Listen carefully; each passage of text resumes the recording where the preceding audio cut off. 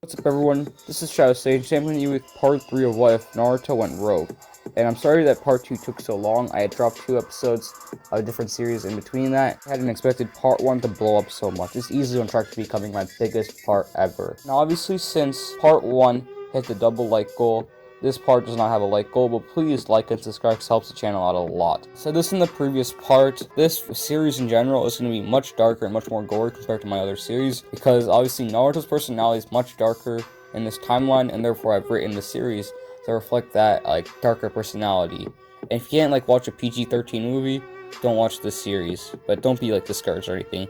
Without further ado, let's get into the recap. Before I tell you guys what happened in the previous parts, please watch the parts. It really helps the channel out, and it'll help you out a lot, because honestly the recap doesn't go over every single detail, so you guys will understand what's going on much better if you watch the previous parts. But now actually let's get into the recap. So Naruto is admitted as a citizen into the Hidden Cloud Village, and the public won't be told that Naruto is a Jinchuriki, and he will enter the academy in the Cloud Village a few weeks later after becoming accustomed to the Cloud Village, and he will be the prodigy of the class due to his immense training, and he'll graduate early. He'll also be super emo like Sasuke. He's basically the Cloud Village's version of Sasuke, and he'll graduate early like I said earlier, and he'll train under Killer Bee and Darui, and he'll obviously hone his skills under Darui, and he'll learn to use a katana, Winjutsu, and other taijutsu, ninjutsu, and stuff like that. And I went more in depth in the previous part. And when he trains with Killer Bee, he learns to control his Kyuubi chakra, and he can use up to about a little more of half a tail of Kyuubi chakra, but any more than that, and he basically gets taken over by the Nine Tails, or get taken over by the Nine Tails rage. As he turns 12, he'll be put on a squad with children from the Cloud Village that are about his age. And really, the only squad that we know is Karui and Omui, headed by Samui. And back in Konoha, Hiruzen is heading a secret operation in order to try to find Naruto. And for the Team 7, obviously Naruto is missing, so Sai is going to be placed on Team 7 in order to spy on Sasuke. And that's Danzo's plan, because he wants to control the Uchiha, obviously, or at least the last Uchiha, and he wants to undermine Hiruzen's promise to Itachi, because obviously he's always trying to undermine Hiruzen. And both these teams, the respective Team Samui and Team Kakashi, will go on mission and they'll grow as ninja. And time for the Chunin exams comes, and Hiruzen will hear rumors during a secret operation about a really skilled blonde boy from the Cloud Village that's about Naruto's age, and he'll think that this could be Naruto, so he'll decide to, based off his suspicions, to invite the Cloud Village to the Chunin exams, unlike how we did in canon. Hage will accept, obviously, and he'll send Team Samui to represent the Cloud Village, and he'll also want them to team up with the Sand and Sound to crush Konoha, because he sees it as a perfect opportunity to crush Konoha and fulfill his promise to Naruto. And obviously Naruto will take a disguise and look a lot like Menma from Road to Ninja, and this is the evil Menma, not the good Menma. And he will also cover up his whiskers, obviously. He'll also take the fake alias of Narui, and then they'll head to the Leaf Village and stay there for a few days, and they're about to start the Chunin exams, and that's where I left off in the previous episode. Now let's get into the actual episode. Naruto will rendezvous with the rest of his team in front of the testing building, and Samui will then wish them luck as Omui overthinks it. And they decide to have their true strength the way Team Guy tried to do. And Naruto has a massive chakra, but during his time in the forest, he learned to conceal his chakra and his presence. In fact, stealth and stealth killing is actually his main specialty, along with the body flicker. And the reason this is his specialty because obviously hunting and surviving in the wild takes stealth, and he learned to conceal his presence and sneak up on animals and stuff, and also he learned the body flicker to help him do that. In the previous episode, I explained Naruto's relationship with his teammates and the people he works with, along with the rest of his Cloud Village members. But now I'm going to talk about his personality and stuff like that. I would say he's a lot like Sasuke. He's emo, he's an Avenger, and he's very introverted. And deep down, he has hatred and sadness and regret. He suppresses all these emotions. But also, deep down, he has the inner Naruto. The Naruto that he abandoned 4 years ago. That's his inner will of fire, his inner kindness, his inner Ashura. You know what I mean? Right now he's more like Indra, but it's his inner Ashura that he's suppressing. And in his art, he tries to suppress his hatred and sadness, but he doesn't try to erase it. But he tries to erase his inner Ashura, but it's just something that he cannot scrub away. It's there, and no matter how much he tries, he cannot erase it, so he's just trying to suppress it. I would just say his whole personality revolves around his #1 motto, only the strong survive. So he sees himself as needing to be strong, and therefore he can survive in this shinobi world. And he obviously has a very pessimistic view on life. Honestly, the more I talk about it, the more I feel the connections between him and Madara and him and Obito. Like, he's actually a lot like Obito, because they were both good, like, kind-hearted kids. They're obviously meant to be a parallel in canon, but this time, he goes down the path that Obito went. He goes down the path of darkness.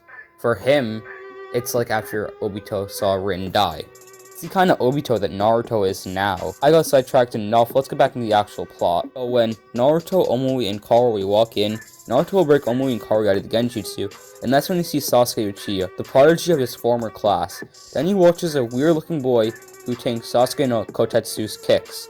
This piques Naruto's interest, and wants to test the two, Rock Lee and Sasuke, obviously. Karui then tells the two boys on their team that they should head to the testing room, and Naruto obliges. When they reach the testing room, Naruto sees all of his old classmates that treated him like dirt, and his blood will start to boil until he sees Hinata. For some reason, it kind of like calms him down, because this is the one girl who stands up for him. And like, he doesn't know why it's calming him down, but it just does. But for the moment, he shrugs it off and heads to his seat. Hinata, since she's a stalker, will be the only one that recognizes Naruto as Narui in his disguise. Hell, his classmates won't even recognize Naruto, first of all because he looks so different, and because it's been 4 whole years. Naruto's a distant memory that they all forgot. Regardless, Hinata will notice that Naruto isn't the same. His face is like blank, and he doesn't have the same goofy smile that used to be there. And his blue eyes lost their gleam in their youth. Kind of like how Kakashi's eyes was when he was depressed. Wow, my grammar's totally awful, whatever. And Kiba will turn around and ask Hinata why her face is so red, and Hinata will keep their former classmates' arrival a secret for now, and then she'll probably just like faint or something like that. Who knows what Hinata will do. Hinata's a pretty weird girl in part 1. The test starts, and Naruto's like 100 times smarter in this timeline, and he can actually answer most of the questions, but there's 1 or 2 that he can't answer, so you'll know that he needs to copy. I can see Karu and Omui doing above average, nothing prodigal, because the truth is we don't know much about their like intelligence or their skills in part 1. All we know is that their personalities, and that Omui is very skilled with the katana. But like, this is not part 1 even, this is like part 2 stuff, and this is like filler stuff, honestly. Karu and Omui are not very well like discovered, if you know what I mean. So honestly, most of the time I talk about them, it's really just headcanon, okay? When the time for the 10th question arrives, Biki will start, obviously, and Naruto won't back out, just like in canon, but this time he won't give his big speech about underestimating him and how he doesn't run away and doesn't quit. Afterwards, Anko will come in and tell them about the second phase. When they arrive there, Naruto smiles knowing that he has a massive advantage out in the forest, because obviously it's the forest of death. And Omui and Karu don't know much about Naruto, as I said earlier, so they don't know that the massive advantage that Naruto has. Then they start the test, and all the Genin will rush into the infamous forest of death. And Naruto really wants to find 2 people, Sasuke Uchiha and Rock Lee. He turns to his 2 teammates and says he'll be back soon, and then body flickers away. And Karu and Omui just turn to each other and say, "Aw shit, here we go again." Since this is like obviously a recurring thing with Naruto, they go on knowing that Naruto will always find them, and they don't know how. But it's probably because of Naruto's nose, and like they don't know whether they should be impressed or scared, like honestly. But Naruto goes through the forest silently and quickly, looking for a team to find a scroll. The first team he comes across are the Sound Genin. He knows that they are allies, but decides to test them to see if he has weak allies. He tells them silently and overhears their plan about testing Sasuke Uchiha on the curse mark. Dan realizes the Sound's true intentions for the Chunin exams, how they wanted to find a new body for his Orochimaru. Then he drops down and knocks Ken out with the handle of his katana, then body flickers away back into his hiding spot. Dosu and Zaku hear thud and turn around, only to find their teammate lying on the ground. They are confused about what just happened, and then Naruto runs in and body flickers, grabs Zaku, takes him away, and knocks him out. All before Dosu can even comprehend what happened. And honestly, Naruto's just trying to flex right now. And then Dosu was just like panicking. He has no idea what just happened. One of his teammates is knocked out and the other one is just missing. He doesn't even know what's going on. Since Dosu is panicking, he starts bluffing when he knows he shouldn't. He said, "Come out and face me like a man." And Naruto's like, "If you insist." He then hears 3 thuds coming from the trees, dropping down. First he thinks it's a full squad, then he looks around seeing 3 of the same people and he's like, "What, is this the clone jutsu?" And he's like, "No, I heard thuds coming from them. It must be the shadow clone," and he honestly knows that he's way outmatched. And then he does a 360-degree sound wave blast, which surprises Naruto and takes out his 2 clones. And Naruto takes the hit, but he obviously can tank it because he's super strong. Then Naruto's just pretty annoyed at this point, so he just blitzes right behind Dosu and knocks him out by chopping him in the back of the neck.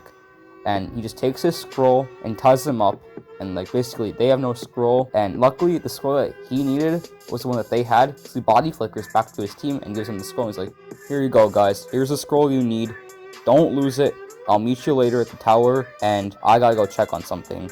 And there's something that he needs to check on is Sasuke Uchiha, because he heard about the curse mark and how to make someone stronger, and this really piqued Naruto's interest, and he wants to step in for the sound team and fight Sasuke Uchiha. Because let's be honest, he was already interested in Sasuke Uchiha, but now he's a curse mark, so his interest has gone even more up, and now he really wants to fight him. Once again, Koroi and Omui are confused, but what are they gonna do? This happens all the time and they just learn to not question it anymore. And in the meantime, Sai, Sakura, and Sasuke are going to be fighting Orochimaru, who's trying to put the curse mark on Sasuke. And despite Sai being stronger than Ken and Naruto, and I would say, like, they're about equal with the QB amp, I guess, with his canon QB amp that he got. I'd say they're about equal, actually, because Sasuke could do well, and Sai's obviously stronger than Sasuke. Since they have, like, about equal fighting power, Orochimaru's going to obviously win and be able to put the curse mark on Sasuke, no questions asked. So he's going to incapacitate Sasuke due to the curse mark, and also put Sai under some kind of genjutsu, incapacitating him for a week, just like he did for Naruto, despite Naruto having a seal. Someone will use like a genjutsu or something, but I don't know what he does. He'll just put Sai out of commission for a good amount of time, and he just leaves Sakura, because obviously he has no interest in Sakura. She's not a threat, so he just leaves her alone. And that means Sakura's gonna have to take care of Sai and Sasuke the way she did for Naruto and Sasuke, like in canon. So when Sakura is gonna nurse Sai and Sasuke back to health, she'll set up traps like she did in canon. And Naruto will show up, and in canon, Sakura could sense the sound Genin, but since Naruto has much higher stealth capabilities, he'll be able to go under Sakura's radar. And also, since he has much higher like capabilities in the forest and like he's able to survey the environment, he can see that Sakura set up traps. So that's really a non-factor for Naruto. Naruto will drop them from the trees, avoiding all the traps, surprising Sakura, and he'll put his katana to her neck and put his hand on her mouth.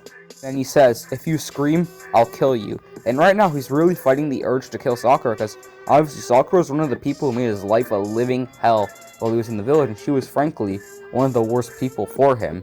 So he really wants to kill her, but right now he knows he can't, because he doesn't want Sasuke to be disqualified from the Chunin exams. And on top of that, he knows that he is going to get the opportunity to kill her during the Konoha Crush. He hears someone tree hopping to his location very quickly. He knows that this person is going at really high speed, so he might be very powerful. So he jumps back and gets into a taijutsu position, and that's when Rock Lee shows up like a knight in shining armor, just like he does in canon. Rock Lee is going to say some corny shit like power of youth and like I'll save you Sakura and yada yada yada. And then they're going to get into an extremely fast taijutsu battle, and Rock Lee's going to be going all out with his weights on. Naruto, on the other hand, he's not even going all out. He's pretty much like joking around at this point, and Rock Lee can see this, but he's still able to match Rock Lee. And this really pisses Rock Lee off. He's like, I'm a taijutsu specialist, and this guy's pretty much making a fool of me. He's mocking me. And he's like, he's not even using ninjutsu. So what's going on? And Sakura just, while watching from the side, she's like, what the hell's going on? Like, these two people are out of my league, what the hell? And she's just frozen on the sideline. She's like super scared, to be honest. Naruto starts to go a little more seriously, still not 100%, and he'll just punch Rock Lee right into a tree. And Rock Lee's like, he gets under the tree and he's like, I'm sorry guys, Sensei, I know you told me it's a forbidden rule, but I must take off the weights to protect Sakura. And now, Rock Lee's going all out. With no weights, he's super fast. And Naruto can see he's going way faster now. Like, he has a significant strength and speed amp. And Naruto's like, okay, he's going all out? Fine, I'll go all out.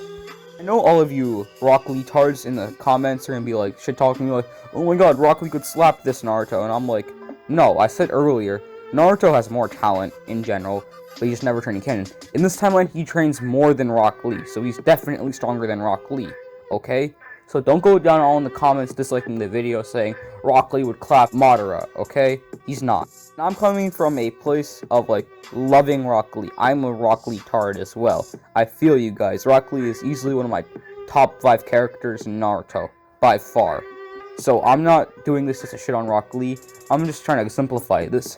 Naruto in this timeline, he's broken, okay? But now that they're both going all out, their taijutsu is pretty much equal. And remember, Naruto is still only using taijutsu. As I said before, his taijutsu is his strongest aspect. And they're really swapping hands now. And they're pretty much equal.